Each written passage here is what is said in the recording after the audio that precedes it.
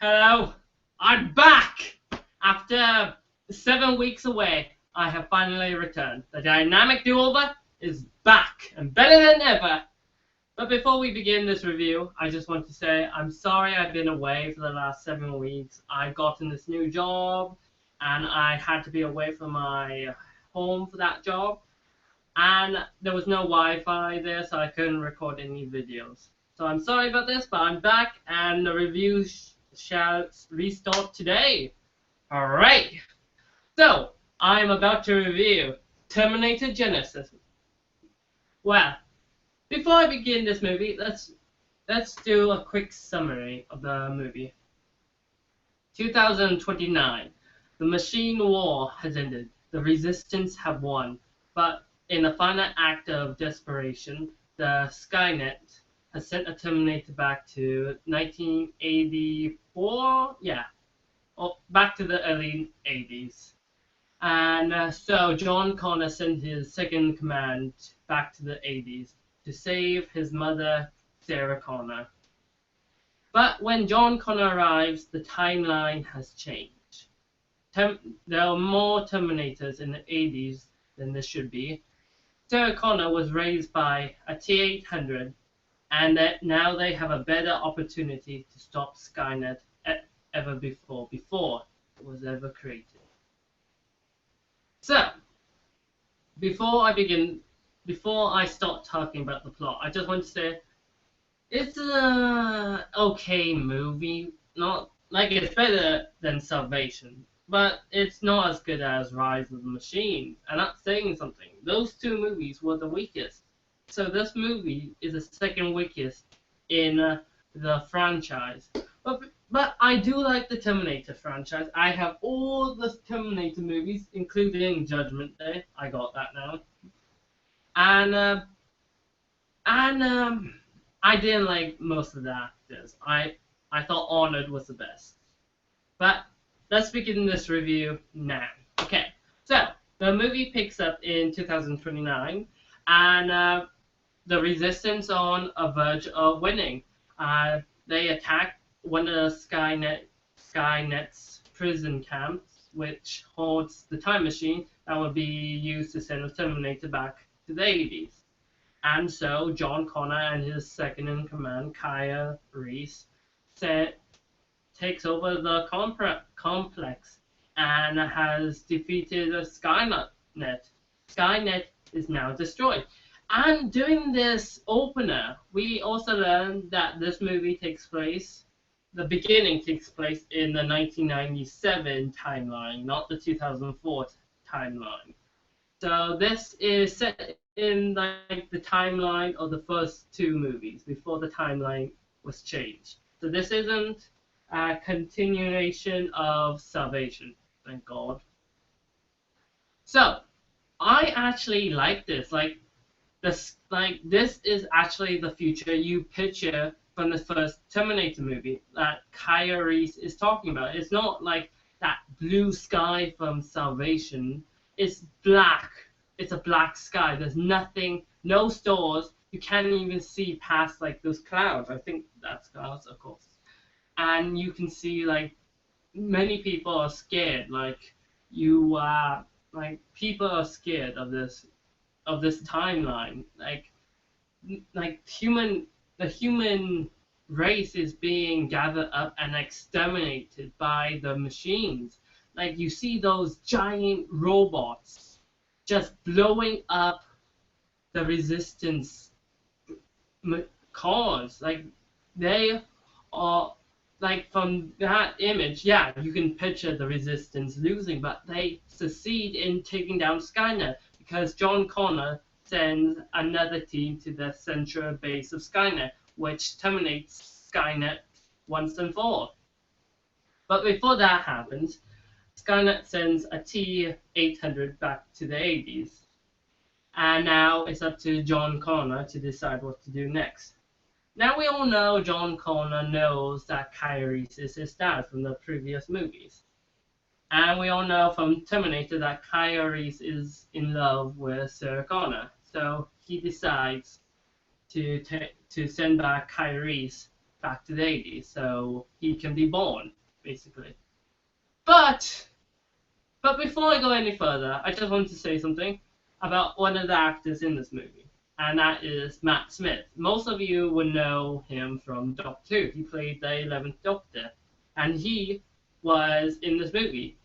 And from the interviews, you kind of picture him being a main part of the plot, which he kind of is, but it's more like a cameo.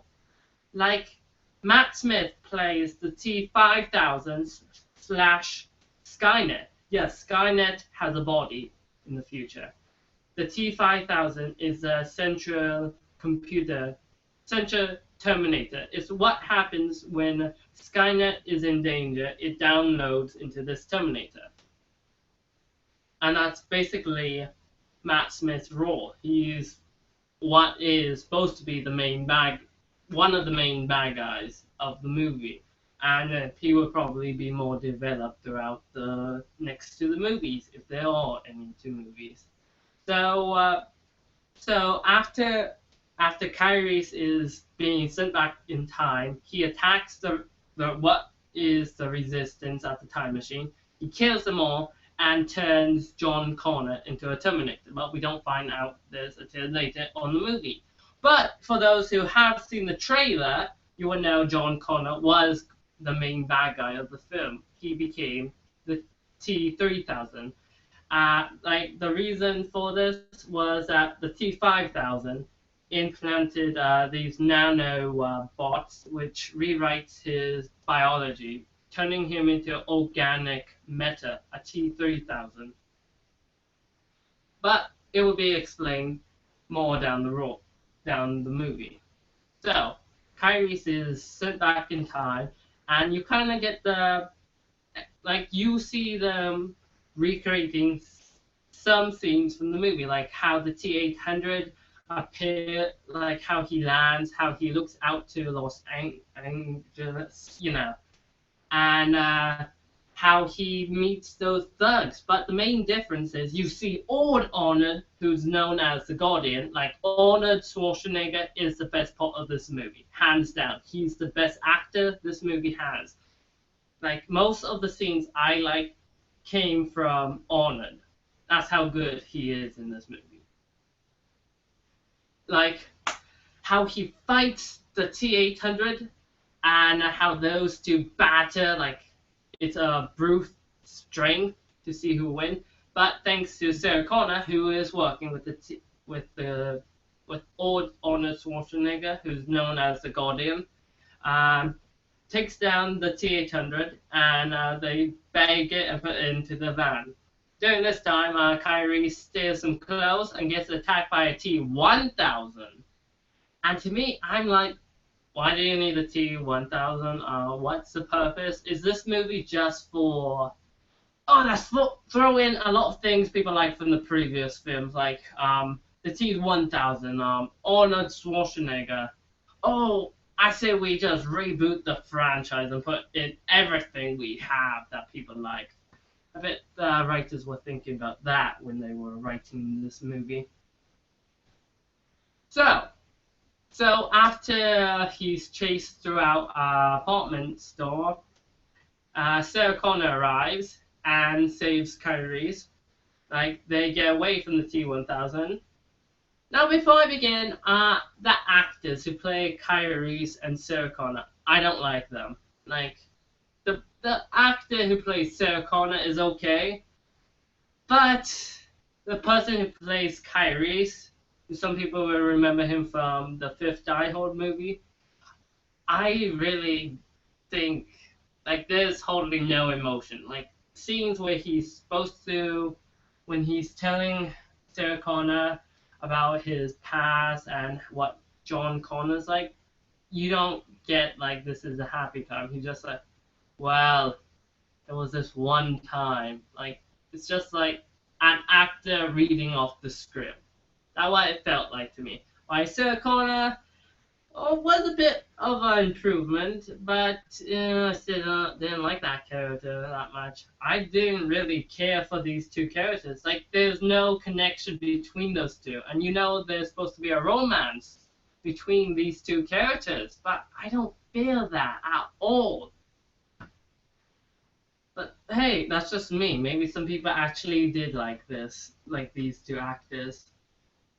But anyways, so Kyrie's meets the Guardian. He tries to kill the Guardian, and he gets knocked out. And now, after he awakes, he gets some questions that this Terminator was sent back to the 70s to save young Sarah Connor from a Terminator that was sent back to kill her, which rewrote the timeline. Her parents was killed, and she was basically raised by the T-800, who became known as the Guardian. And you would think we'd get to know how this Terminator was sent back in time and who sent him. No, we don't. We don't get any answered questions, but we get more questions for the next movies. They're just setting stuff up for movies they could have. Like, right now, a second Terminator movie is not confirmed yet. It's still up there. So they head back to their hideout, which was filled with magma, I think. This is the part when I just really didn't care. And the T-1000 traces them back, reactivates the Terminator. They destroy the T-800, and they melt the T-1000. It's basically that simple. I really couldn't care for this part because I know there wasn't going to be any danger. It didn't even feel like these characters were in danger at all. So then they use parts of the T-800 that was from the original timeline to finish the time machine, which they somehow got all the other parts from the 70s and 80s. And they decide to head to 1997, but Kyrie's, who has new memories and has memories of his younger self, who talks to a mirror and tells what's supposed to be his future self that Skynet is Genisys and to go to 2017. Well, maybe it's smarter to, I don't know, head back a year, like to 2016, which has a better opportunity to succeed instead of heading straight to 2017. Hey, who can question the script? So Kyrie's and Sarah Connor head to the future, and the Guardian decides to, because he cannot travel, because his skin has to wait time to repair. And remember, this is organic skin, so that's why we have old Schwarzenegger, whose skin has been aging. That's why he's old. Just to clarify. So after Sarah Connor and Kyrie's arrive in 2017 on the highway, yeah, maybe they should check that location thing on the time machine. But hey, let's just continue with the film. They get arrested, sent to the hospital to check out for any injuries, then head to the police station. And we get John Connor, who traveled back in time but isn't affected by this new timeline. But if you think the timeline was changed when Kyrie went back in time, that would erase that timeline from ever existing. That means, how could John Connor of the original timeline head to Genisys timeline? It's time travel. You can't make sense of it. Well, you could, but these people had no time to explain. So John comes up with an escape plan. Like, just before I go forward with this review, I just want to say I actually like the actor who plays John. He actually does a good job in playing that crazy guy who wants to what's the word I'm looking for? He wants to create a perfect world. That's what he wants. And plus, with his mind now Terminator, he thinks machines are perfection, and the human race is just a disease waiting to be exterminated. So yeah. So after breaking out Sarah and Kaya, and after Sarah explains the entire plan to terminate John, Odd Honored of the Guardian arrives and shoots John, and that's where the scene from the movie, which reveals John as a Terminator, is revealed. But knowing us who've seen the trailer already knew this was happening. Like if they left it out of the trailer, then yes, that would have been okay twist. But even so, people still complain that they turned John, one of the two central characters of this franchise, into the bad guy for no reason. Like there was no build up. Like when this happens, we hardly knew this version of John, so there was you really didn't care. It's like throughout this entire movie, there was only one character you actually cared about, and that was Honored's character, the Guardian. Like he's the only character that you can actually that you want to survive this film. Like everyone else, you could just say, "Oh, red shirts, just kill them off already." That's what I got from this movie. I was not emotionally attached to any of these characters. I didn't care if any of them got killed. It was only Honored that you actually had an emotional tie to. That's what I got from this movie. Let's continue. So, John is revealed to be a Terminator, and the Guardian gets Kyrie's and Sarah Connor out of the hospital, and they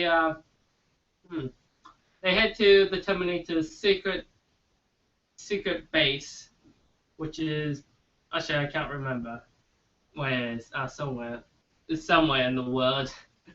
But anyways, and it turns out the Guardian has been planning their arrival for the last 3 decades and have been building up an armory. Like there's guns, dynamite, grenades, bazookas, no tank, which surprise, but they take as many weapons as they can to head to Genisys, where Genisys is being programmed by the son of the guy who was supposed to create Skynet in the second film. Remember him? Not played by the same actors, but that would have been great if they got like the actor who played the guy who created Skynet for this role. But hey, you can't have everything. So then John arrives, and then he starts to say the same line as Kyrie's from the first Terminator movie, which he says, "I cannot be bargained with. I cannot be talked to," something like that. I can't remember the exact lines, but he just says that for no reason. Like this movie is also filled with lots of Easter eggs for some reason. Like you don't need a lot of Easter eggs. For example, Jurassic World had just enough Easter eggs, not too many to overwhelm the movie, just enough. But this movie is overwhelmed with Easter eggs. So there's this bus battle on the bridge. Bus gets almost thrown off the cliff over the bridge, and Honored saves those two, but gets arrested. And now they're in the police station, where John is, and he can now morph into other people, just like the T-1000. And he breaks down, stops fighting with Honored. Kaya, Reese, and Sarah Connor escape. With Honored, they steal a helicopter, and they head to where Genisys is being created. And Genisys launched in 1 day. Like I said, head back a year, not like 2 days or 1 day before. So Honored crashes into John's helicopter by jumping out, and Sarah Connor and Kyrie's land their helicopter, they go into to where Genisys is being created. They put grenades, C4 everywhere over the place to destroy the central computer program of Skynet. But John arrives and is determined to kill Kyrie's and Sarah Connor. But here's the thing, which I can agree on. Like, if the original timeline changed and Kyrie's is still there, then yeah, you can kill both Sarah Connor and Kyrie's. This I agree with. This actually makes sense here. Like, this was actually the only part that actually makes sense. But let's continue. I couldn't resist. Okay, so Arnold arrives and he starts fighting with the T-3000, John Connor, while Kyrie's and Sarah Connor are talking to Skynet, which is revealed to be Matt Smith, who is in this movie, who does a really bad American accent, by the way. So they tell Skynet that they are human, they won't allow this to happen, and they just shoot the main computer, and they are about to detonate the bombs. But lucky for us, Arnold, who helped build the building, had a nuclear bunker made just in case. Good for you, Arnold. And he's fighting with John Connor, and John has been building another time machine. And he also been building an army of T-1000s that are waiting to be activated. Like, he's fighting John over the time machine. Like, it's activated. It would destroy them both. And this is a scene where you actually feel like, no, don't kill him off. Like I said, the only character that is emotional, that you get emotionally attached to, is the Guardian. So Kyrie's and Sarah Connor make it to the bunker, and Arnold's thrown out of the time machine at the last moment, but he deactivates and falls into the T-1000 batch. And John is killed, and the entire building explodes. Then you have an emotional scene with Kyrie's and Sarah Connor over that, yes, you lose people, but I'm still here. That's basically what Kyrie's is talking about. Yeah. That's basically what that meaning of that big speech he makes in the movie is about. But lucky for us, Arnold arrives, who's been upgraded, who now has the abilities of a T-1000, comes in, opens the bunker, and now then they head back to where the Kyrie's of this timeline lives, and the Kyrie's of the original timeline tells the young Kyrie's about what to say to the mirror, so he will remember this. Yeah. And you have the speech from Kyrie's that says, "We will find those answers that we are still missing," something like that. And the movie ends. Oh wait, there's that after credit scene which reveals the Skynet computer has survived, and that Matt Smith is standing there. More sequels waiting to come, probably. So overall, I thought that Terminator Genisys was not the best movie, but better than Salvation. Like, the characters you couldn't relate to, that you didn't care, besides Arnold's character. The plot was very confusing to get a hold to. I mean, a lot more confusing than the rest of the movies. And that ending, it's just like, yes, we can stop it. But it's just like Rise of the Machine to me. Like, you have Terminator Judgment Day, which stops this giant threat. Then you have Rise of the Machine that just completely make the second one redundant. And this movie ending makes this movie redundant. Like, at least Rise of the Machine waited like 12 years, 11 to 12 years to do that. Like, this movie waits 3 minutes, 2 to 3 minutes to do this. I give this movie a 2 out of 5, and that score is just because of Arnold's performance. He's the best part of this movie, hands down. So, the next review I'm planning to do would be the Ant-Man movie, and that would be an interesting review to do. Until next time, I'm the Dynamic Dover, and I'm back in action.